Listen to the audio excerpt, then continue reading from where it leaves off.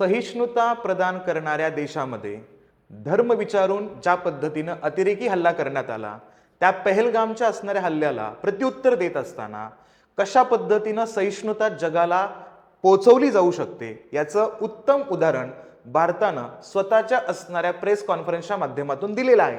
आणि हे करत असताना सगळ्यात महत्त्वाचं असणारा व्ह्यू पॉइंट यातून काय दाखवला की भारतातील असणाऱ्या राज्यघटनेच्या अनुषंगाने जिथं समानता प्रदान केली जाते, जिथं बंधुता राखली जाते आणि ज्या अंतर्गत प्रत्येक व्यवस्थेमध्ये स्त्री पुरुषांना ज्या पद्धतीनं समानता देणं हे बंधनकारक आहे आणि हे आमचं आद्य कर्तव्य आहे, या मानणाऱ्या देशामध्ये प्रेस कॉन्फरन्स घेत असताना आपल्याला हा असणारा अतिसुंदर फोटो दिसत असेल.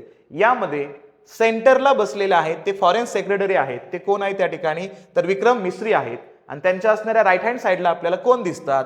तर कर्नल सोफिया कुरेशी दिसतात.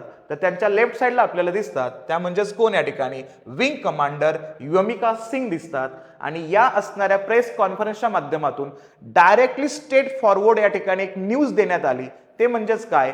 ज्यांनी पहलगाम अटॅक केलेला आहे अशा गुन्हेगारांना योग्य ते उत्तर या एअर स्ट्राईकच्या माध्यमातून देण्यात आलेलं आहे. आणि अशी प्रेस न्यूज जगाला भारताची असणारी योग्य प्रतिमा दाखवत आहे हे आपण याच्यामध्ये म्हणू शकतो.